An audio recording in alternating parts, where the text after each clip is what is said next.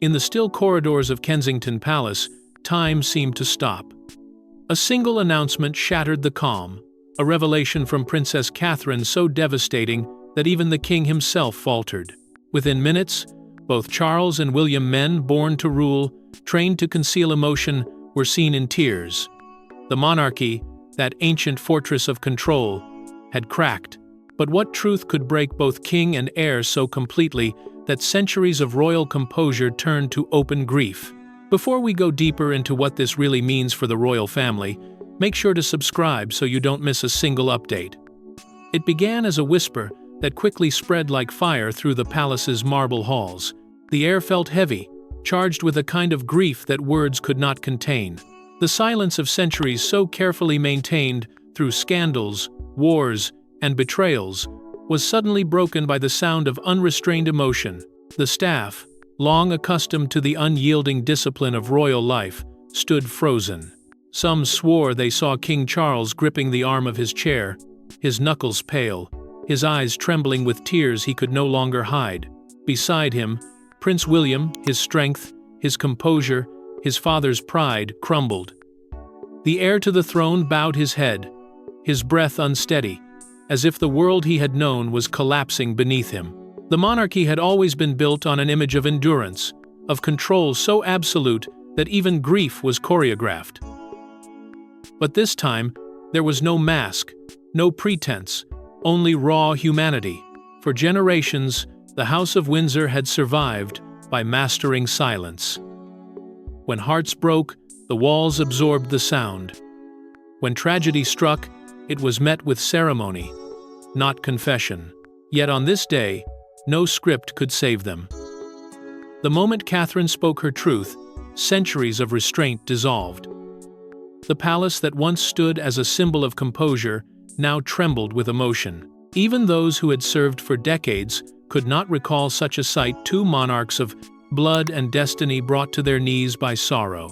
The aides who witnessed it whispered afterward that it felt as if the spirit of the monarchy itself had fractured, as though the crown had suddenly realized it could no longer protect its own. Outside those walls, the world had not yet grasped what had happened. The press waited in confusion. The public speculated, and within the palace gates, grief hung like mist. The king's advisors exchanged anxious glances, searching for words that would never come. For how could they explain tears that spoke louder than any statement? In that room, power and vulnerability intertwined, revealing that even the crown, glittering, ancient, and revered, was still bound by the same fragile threads of the human heart. It wasn't just sorrow that filled the air. It was the dawning realization that the monarchy, for all its grandeur, had reached a precipice. Whispers spread among those who had seen it firsthand. They spoke of the weight of Catherine's voice, of the silence that followed her words, and of the way Charles and William seemed to break in unison as father and son, king and heir, men who had faced every storm except this one. Their tears were not only for Catherine's pain, they were for the centuries of duty that had demanded silence even in suffering. It was as if the ghosts of the past, Diana's shadow, the burden of tradition, the cost of legacy, had all gathered in that room to bear witness. And for the first time, the royal mask slipped, revealing not rulers of an empire, but a family trembling under the truth they could no longer contain. As the hours passed, the palace remained wordless. No statements, no clarifications, only the echoes of that private heartbreak. The public, sensing something seismic, waited. And yet, behind those gates, the weight of Catherine's revelation hung like a curse. The monarchy had weathered scandals and storms, but this was different. This was not a public disgrace, it was a private reckoning.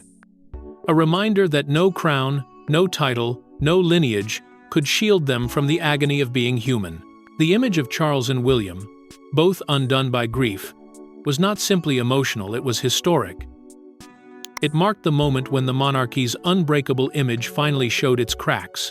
The truth Catherine spoke that day was not yet known beyond the walls of the palace, but those who had seen their king and future king collapse understood one thing. Something irreversible had begun. The monarchy was no longer the untouchable institution it once appeared to be.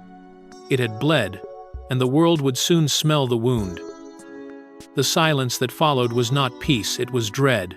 For within that silence lay a truth so powerful, so unbearable, that it threatened to change the very meaning of royalty itself. But to understand why one woman's words could bring the royal house to its knees, we must look beneath the polished image and into the shadows Catherine had hidden for years. For years, the world saw perfection, Catherine's radiant smile, flawless composure, and grace under pressure. Yet behind palace doors, cracks began to form. The woman the nation adored was carrying a secret that no one dared to name. It wasn't scandal, it was sorrow. And while she smiled for Britain, the storm inside her was silently gathering strength. Catherine had long been the symbol of poise, a portrait of modern royalty who carried herself with quiet strength. Her every appearance, a reminder that the monarchy could still inspire faith, but beneath that elegance was a life of impossible expectations. Every gesture analyzed, every word measured, every expression captured and magnified, until even the smallest imperfection became a headline. To the public, she was the embodiment of serenity. To those who truly saw her, she was a woman fighting to hold herself together under the crushing weight of duty. Each morning began with the same ritual perfection expected, compassion demanded, humanity denied.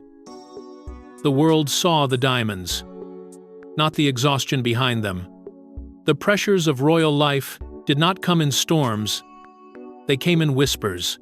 Small sacrifices, quiet obligations, endless responsibilities. The pressure to always represent something greater than herself left little room for the woman beneath the crown. Her role as wife, mother, and future queen became a cage gilded with admiration, but lined with loneliness. She loved her children fiercely, yet even motherhood was not a refuge. Every moment with George, Charlotte, and Louis was shadowed by the knowledge that their laughter could never exist fully in private. Cameras waited, headlines loomed, and even her most intimate joys became public property. The palace walls that once symbolized prestige had become silent witnesses to her fatigue. Those closest to her began to sense something shifting. Aides noticed the subtle changes, the way her laughter grew softer, her posture heavier, her once sparkling eyes dimming under invisible burdens. Some dismissed it as exhaustion, others as the cost of duty. But Princess Anne, sharp-eyed and seasoned by decades of royal endurance, saw deeper. She recognized the same haunting look she had seen in others before the quiet, disciplined suffering that only royal life could breed. Catherine never confessed anything outright, but Anne understood. Behind the charm and compassion was a woman desperately trying to hold back an ocean of emotion that no title could contain. Isolation became her most loyal companion. The palace, though grand and filled with history, was an echo chamber where emotions went to die. Her days were orchestrated, her expressions rehearsed, her silence mistaken for strength. Behind the formal dinners and official engagements lay nights of stillness, where even the ticking of the clock seemed to mock her need for rest. Her heart carried the weight of 1,000 unspoken words. To admit her pain would mean exposing the cracks in the image she had worked so hard to perfect, and in the monarchy itself. So she smiled instead, convincing the world that she was fine, while her spirit grew weary from pretending. The world praised her for her grace, never realizing that grace had become her armor. Each public appearance was a performance she could no longer sustain. Each wave, each smile, each speech was a battle fought behind the veil of composure. But there were moments fleeting, fragile, when the truth nearly surfaced. When her voice trembled during an address, when her eyes lingered too long on the crowd, when her silence at William's side spoke louder than words. These were glimpses of a storm waiting to break. And in that silence, a question began to form among those closest to her. How long could she endure? Even the palace air seemed heavier, charged with something unsaid. William noticed too. He saw the distance in her gaze, the way she lingered at windows, as though searching for something beyond the palace gates. He tried to reach her, but Catherine's walls were built from years of learned restraint. She believed her pain was her burden alone, to bear that to share it would mean weakness. What she didn't know was that her silence was becoming its own tragedy. And so, the quiet storm grew, hidden from the public, feared by those who sensed it. It was not anger that built within her, but sorrow, the kind that seeps slowly until it consumes everything in its path. Catherine had mastered endurance, but even the strongest hearts have limits. Every unspoken thought, every sleepless night, every forced smile became another weight pressing against her spirit. Those who watched from afar could not see it, but the people closest to her began to feel the tension building like a tremor beneath the surface. They did not know when it would come, only that it would, and when it did, it would change everything. That breaking point came not with rage or scandal, but with sorrow so deep it would echo through generations of the royal family. It began with a whisper. A meeting was called in the royal drawing room, small, private, only family and senior aides present. Catherine entered pale, composed, yet her eyes carried the weight of 1,000 sleepless nights. When she finally spoke, her words shattered the illusion that the monarchy's strength was eternal. It wasn't betrayal, she revealed, it was heartbreak. The palace had faced storms before, scandals, resignations, crises that shook its foundations, but never had silence felt so deadly. The few who gathered that day sensed the gravity the moment Catherine stepped inside. She did not wear the expression of a woman ready to make an announcement. She carried the heaviness of someone who had reached her breaking point. Even before she spoke, the air was tense with unspoken dread.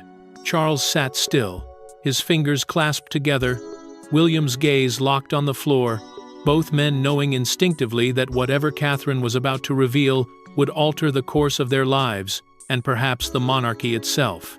Her voice, when it came, was steady, almost serene, but it carried a sorrow that pierced every heart in the room. She spoke of endurance, of silence, of a truth she had buried for too long. Her revelation was not an accusation or a plea for sympathy. It was a confession born from exhaustion.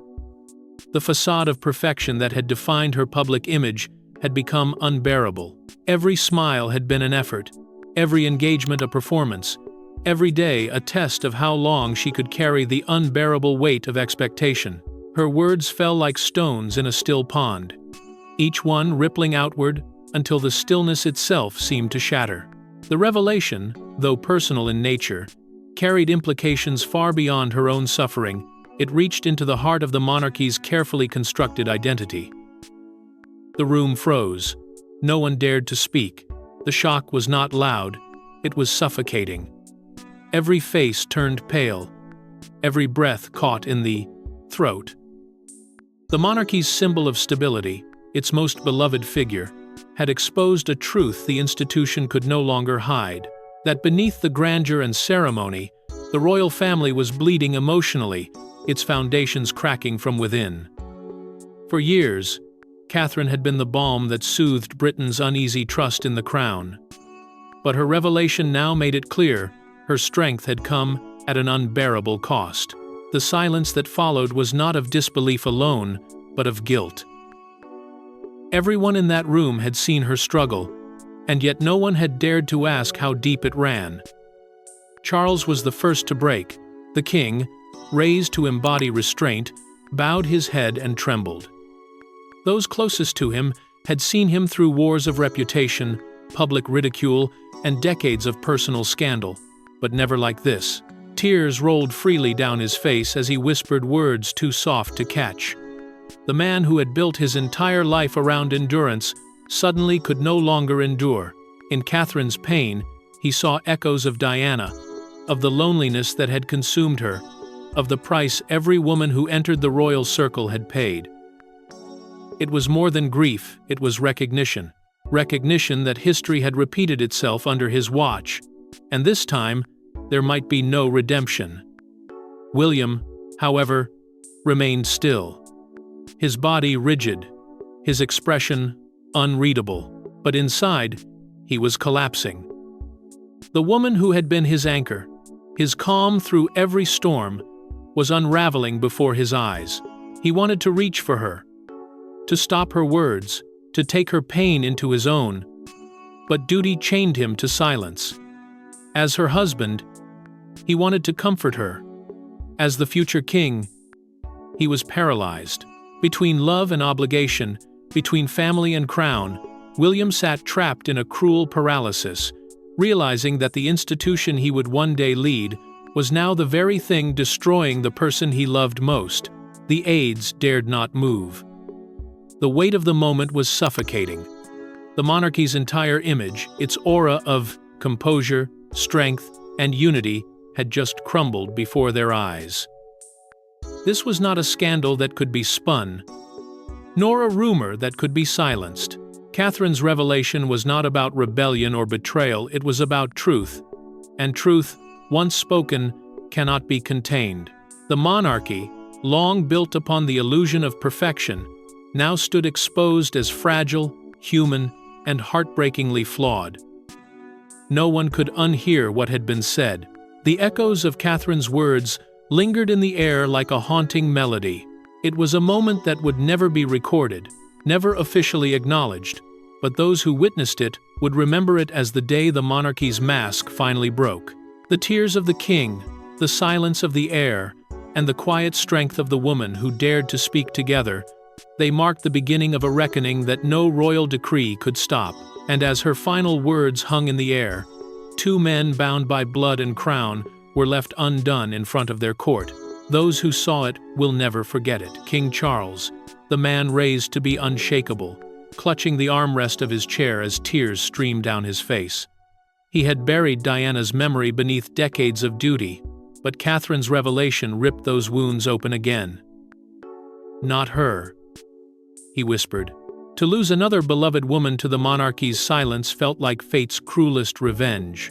For Charles, the moment Catherine spoke was more than a shock, it was a haunting echo of everything he thought he had escaped. The years he had spent hiding his pain, locking away memories of Diana's loneliness and despair, all came crashing back with brutal force. It wasn't just Catherine's sorrow that undid him, it was the unmistakable pattern of history repeating itself.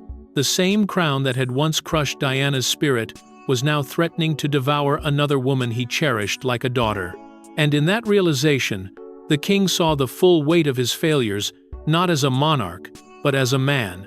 The burden of legacy became unbearable, and for the first time in his reign, his heart broke in full view of those sworn to protect his image. Charles had spent a lifetime being told that emotion was weakness, that kings do not cry, and that vulnerability had no place in the business of the crown. Yet in that instant, all pretense of composure vanished. The image of Diana flashed in his mind, her voice, her smile, her defiance against the same walls that now confined Catherine. He saw her standing at the edge of the same despair, pleading to be heard, begging to be seen beyond the title. And now, decades later, another woman stood before him bearing the same pain, the same silent suffering. It was as if the ghosts of the past had returned to punish him for every choice he had made, every truth he had ignored, every tear he had dismissed.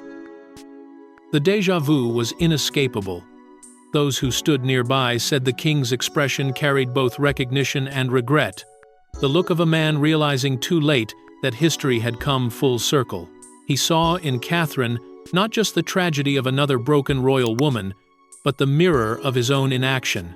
His tears were not only for her, they were for Diana, for the monarchy that demanded sacrifice in exchange for silence, and for the realization that his own crown had come at the cost of too many shattered hearts. He whispered, almost to himself, that the throne had taken more from him than it had ever given. Those words, though unheard by most, carried the weight of decades of guilt. Beside him, Camilla's composure faltered.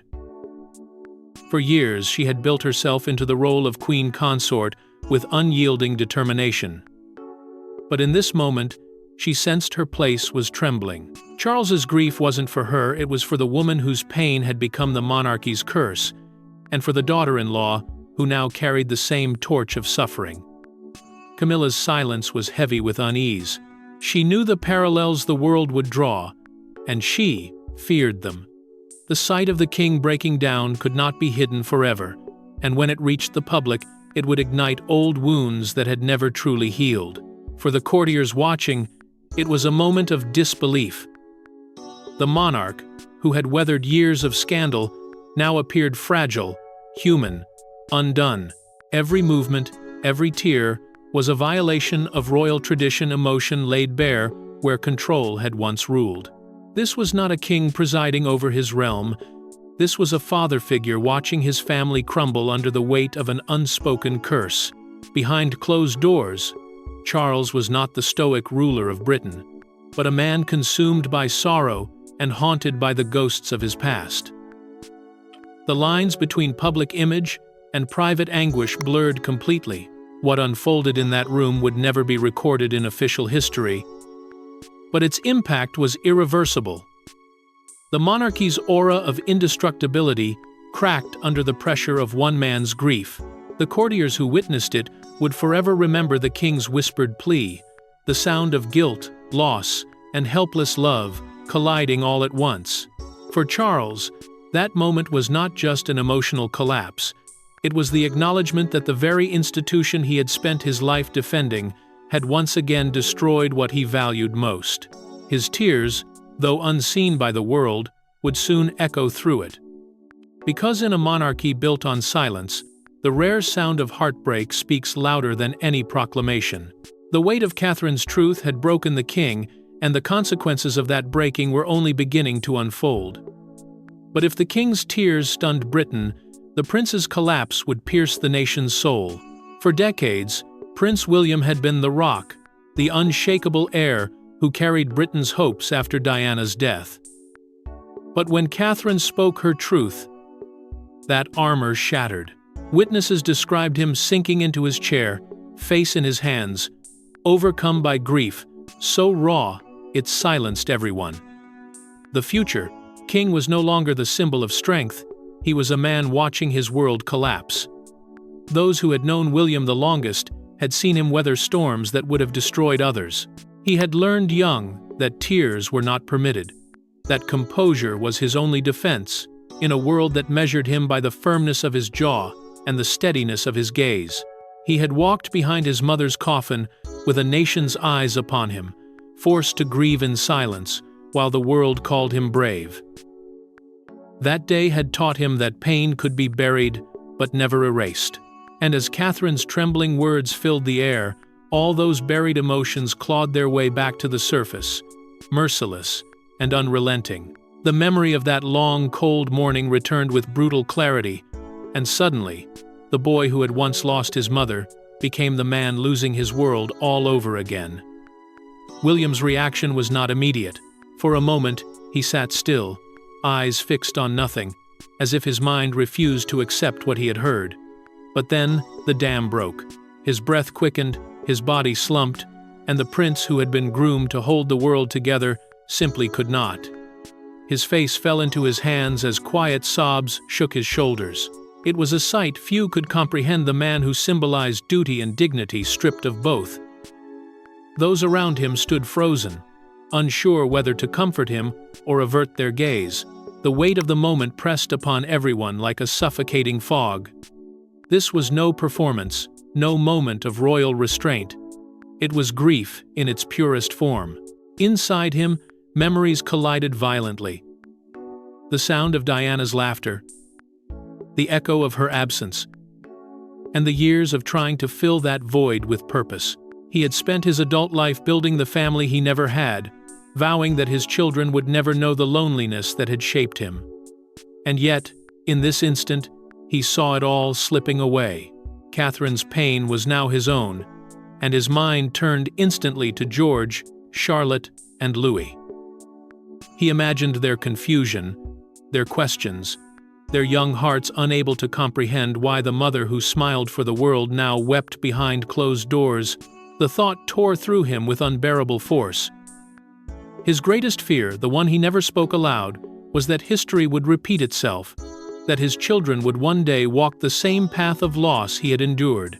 Aides exchanged horrified glances. They had seen William angry, resolute, commanding but never broken. His collapse was not a moment of weakness. It was the unraveling of decades of restraint.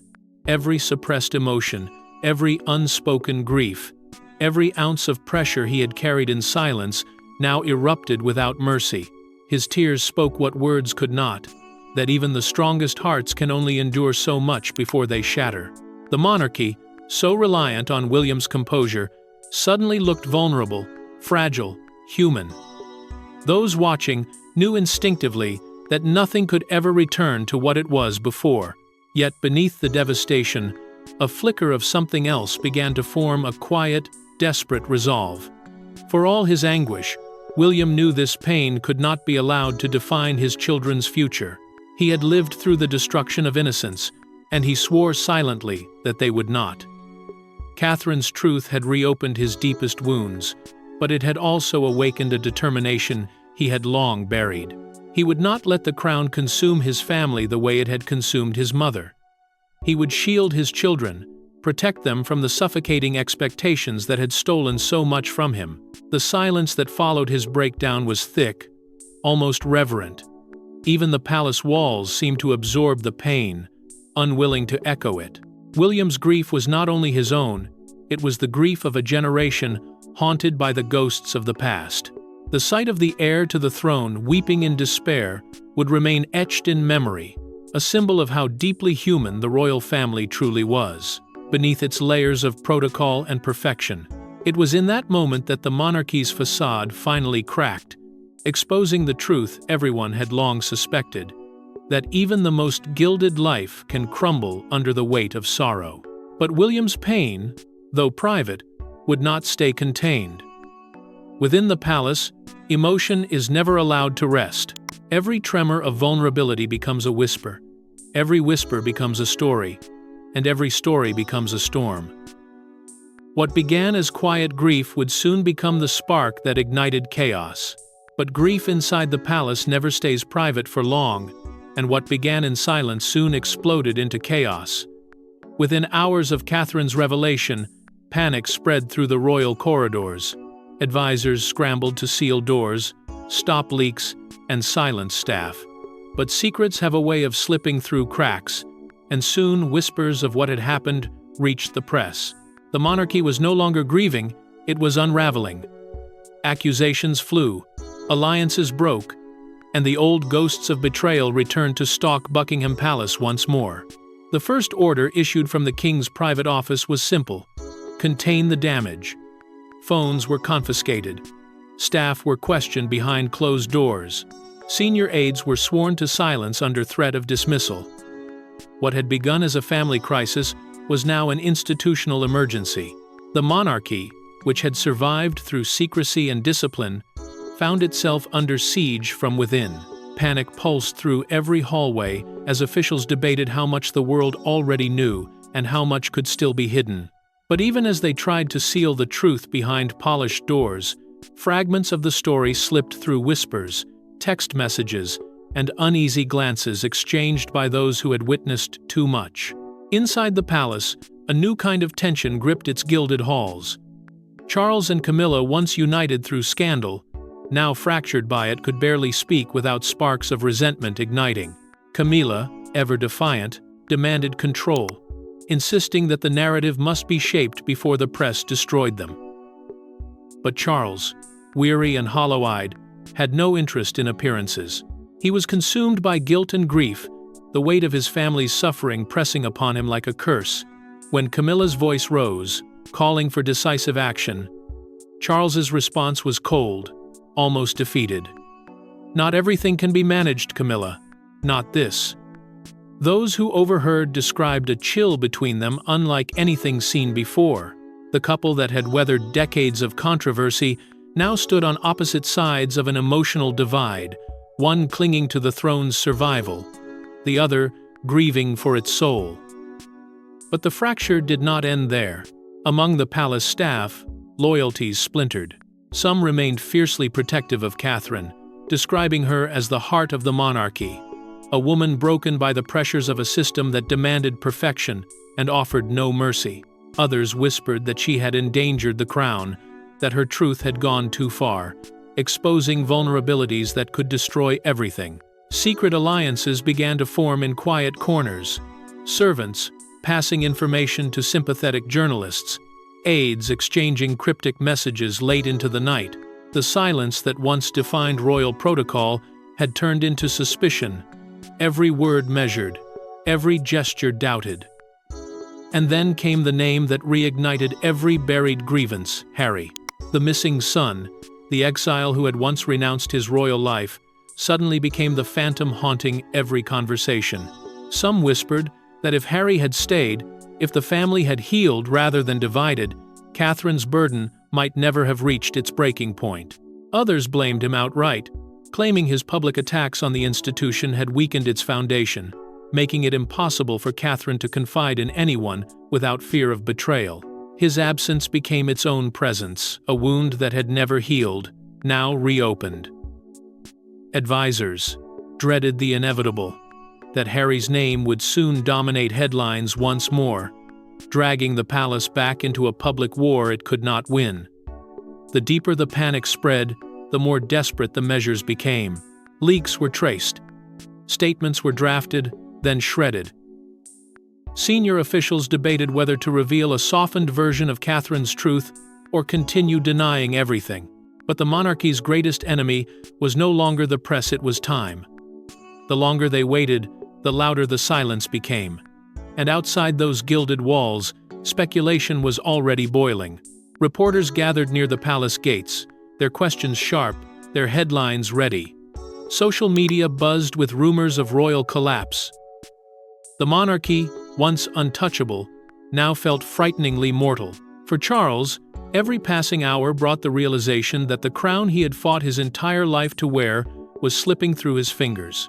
The palace that had once stood as a symbol of control now felt like a fortress of fear, each corridor echoing with the ghosts of past scandals: Diana, Margaret, even Edward VIII. The history of royal secrets was repeating itself, only this time under the harsh, unrelenting glare of the digital age.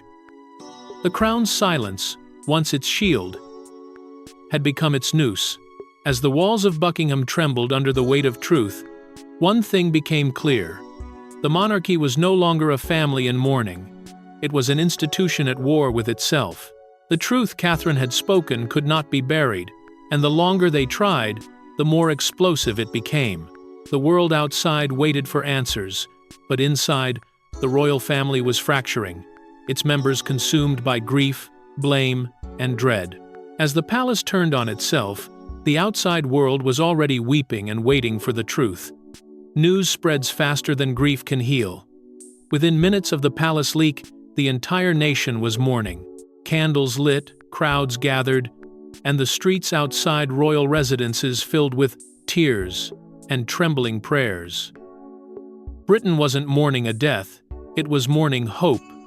Catherine's sad news had become the sorrow of millions. For years, she had been the beating heart of a modern monarchy, gentle yet strong, graceful yet unyielding. She was the image that reassured the public that the royal family, despite its fractures, could still endure. But when whispers of her revelation escaped the palace walls, Britain felt a tremor that ran deeper than any scandal or speech could ever reach. The silence that followed was not disbelief, it was heartbreak.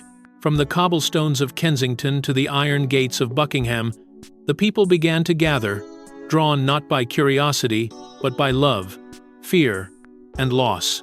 They came with flowers, cards, and trembling candles, as though Catherine's pain were their own. The resemblance to 1997 was impossible to ignore.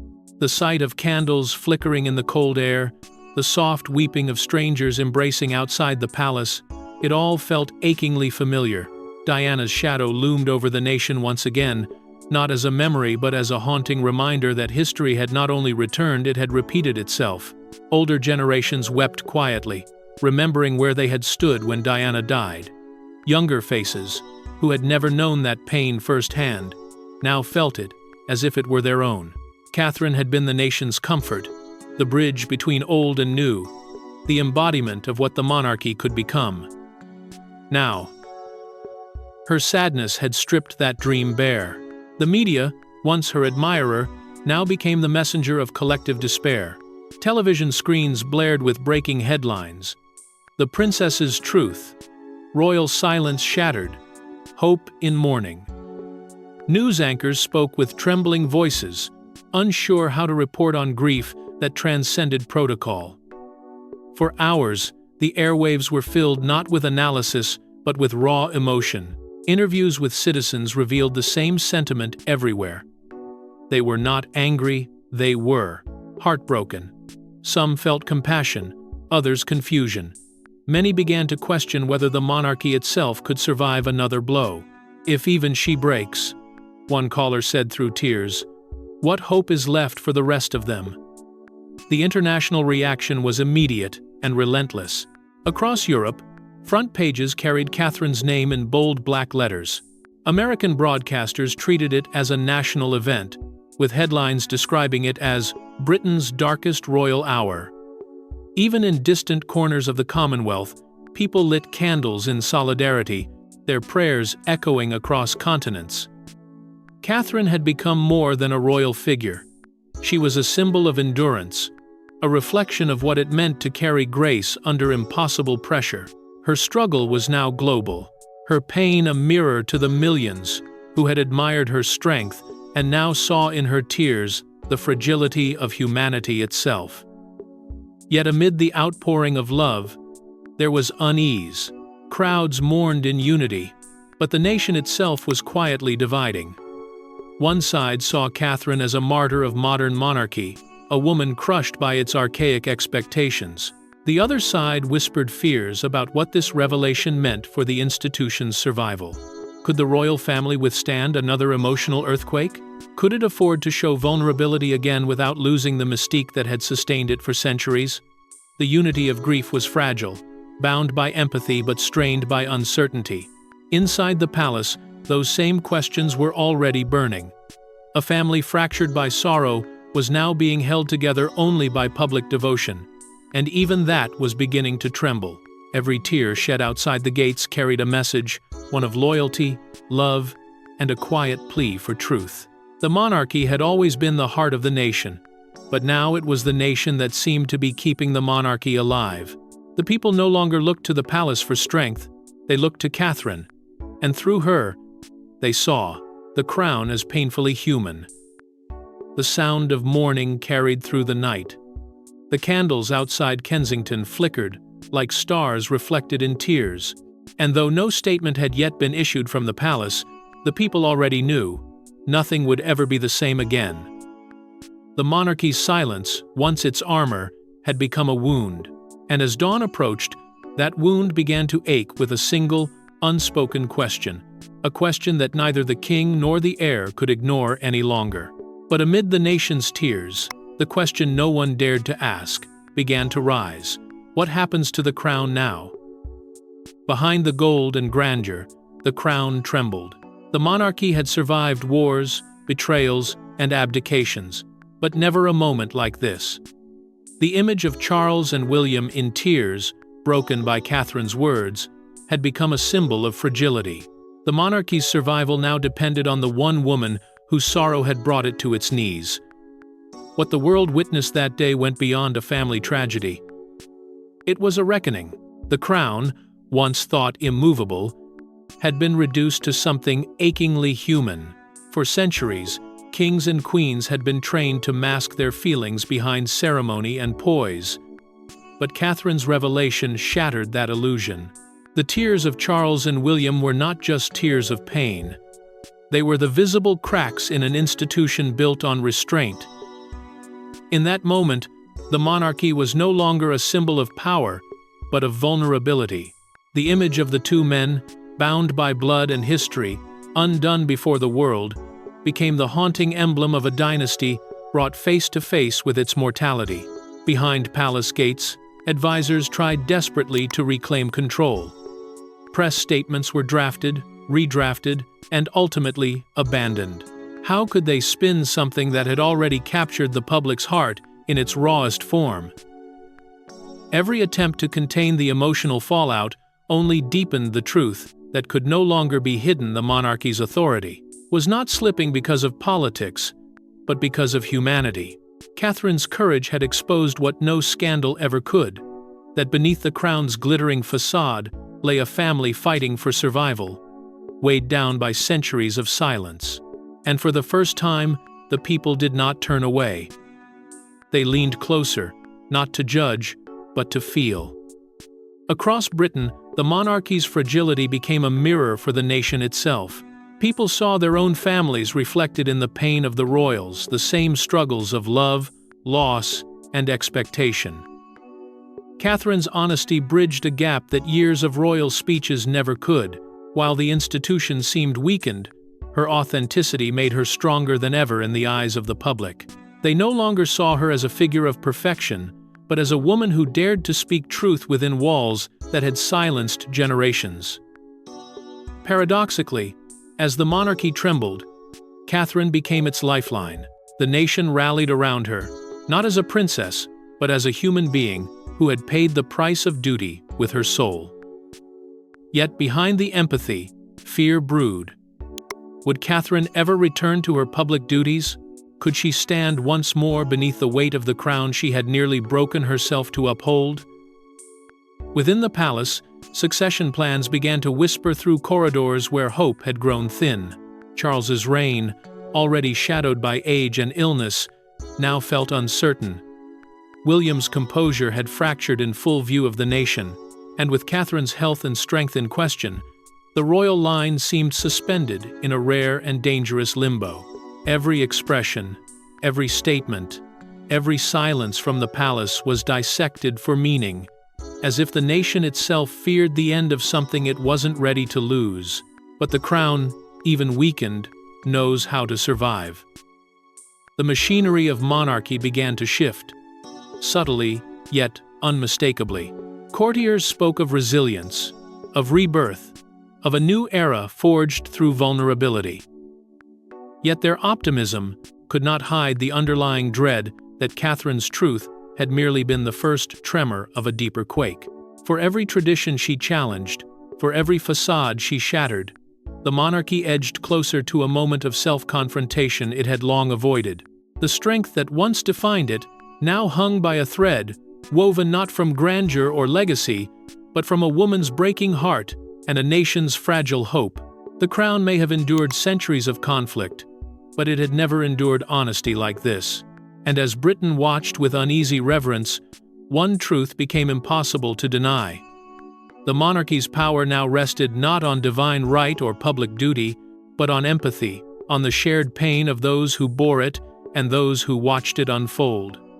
The throne still stood, but it no longer looked eternal. It looked mortal, trembling, alive in a way it had never been before. And as Britain holds its breath, one truth remains: this was not the end of an era, but the beginning of reckoning within the royal bloodline. Thanks for watching. Don't forget to like and subscribe, and we will see you in the next one.